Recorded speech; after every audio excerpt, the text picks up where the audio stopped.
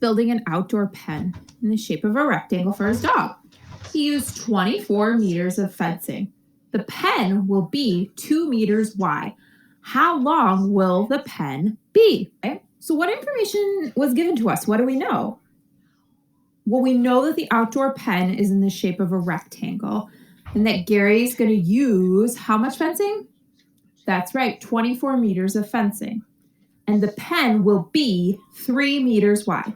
So what do we need to find? Yep. How long the pen will be, or the pen's length. All right, so we know that we need to determine whether we're looking for perimeter or area. And based on the information we have here, what do you think? Here's what I'm thinking. The fencing goes all around the outside of the figure. So if it goes all around the outside, to me, that sounds like perimeter. Do you think that might be what we need to do? Yeah, let's go with that. So we can use the perimeter formula to help us solve. Now we have a model here, so we have to figure out and fill in the information that we know. So let's do that. What do we know? Do we know our width? We do. Our width is, that's right, 3 meters. Do we know our length? We do not know our length. So we're going to put an n here just like we did in the previous problem because we're going to solve for n. How about our perimeter? That's right, it's 24 meters. So now that we have our figure or our model drawn and we plugged in the information we know, we can use the model to help us write an equation and solve.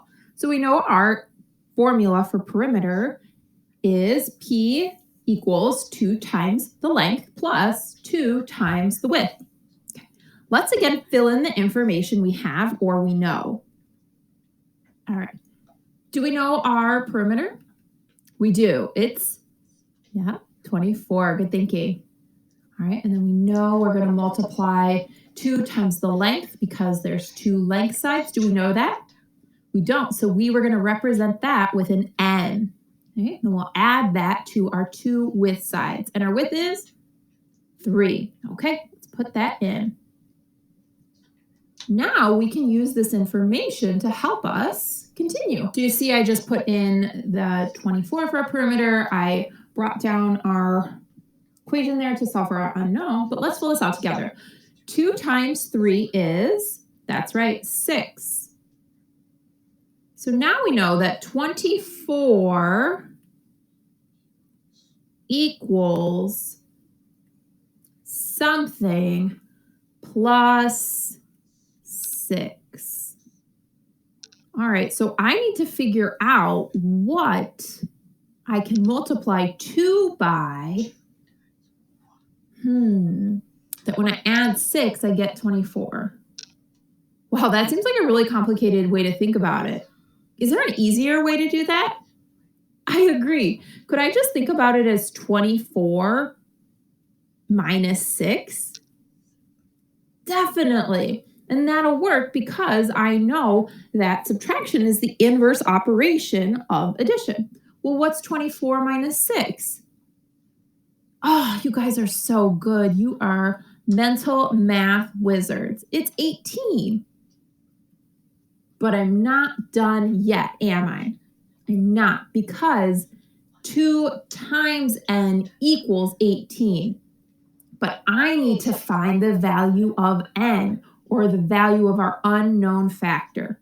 So I'm going to think of that as, and you know what? I'm going to change my color so I don't confuse us. I'm going to think of 2 times n equals 18.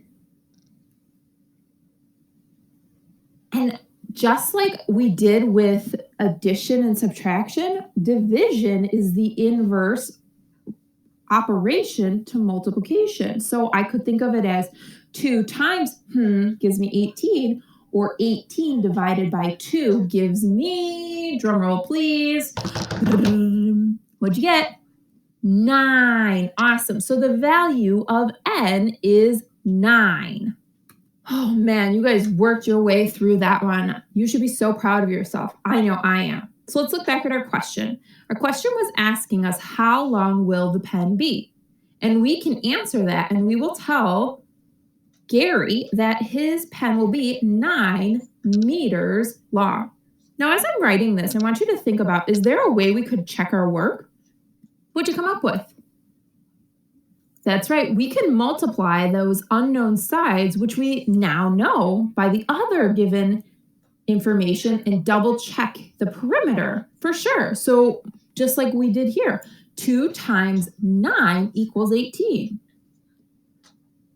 So we've practiced with rectangles. Now let's try some squares.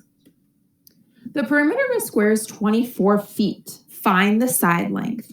All right, well, what do we know about squares? Yeah, they're 4 sides with equal lengths.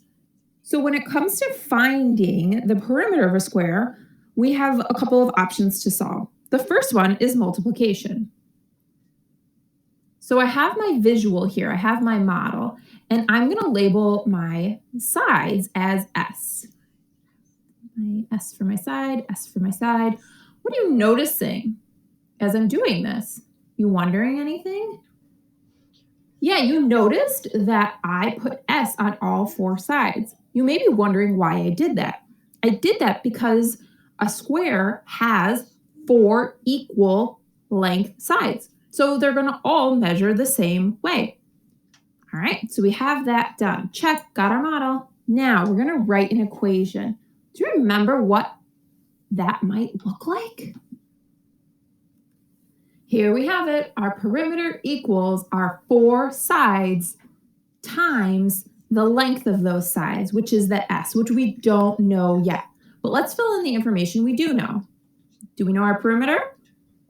We do. Our problem told us that it is 24. Writing that in. Equals our 4 sides. Got it. Now, do we know S? We don't know S, so we're going to leave that blank and think about 4 times gives me 24. And I know that 4 times 6 is going to give me 24. So S equals, you got it, 6. And we can double check that by skip counting, or we could double check that by multiplying, or you know what? There's a second option to finding the side lengths, and that's division. That's one way we can check it, but now we're going to explore how we can find the side lengths using division. We would use some of the same information. We know that our perimeter is, that's right, it's 24. What else do we know so far from our problem? Pretending we didn't just solve for it, what would we know from the problem? We would know that there are 4 sides. You got it.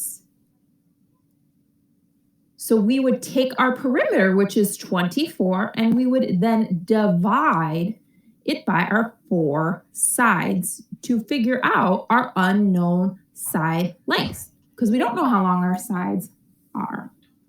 So when we do that, what do we get? You got it, we got 6. So you can use division as a way to solve to find perimeter when you're or find side lengths when you're given the perimeter, or you can use it as a way to check your work. Today, we found the unknown measure of a side given either the area or the perimeter.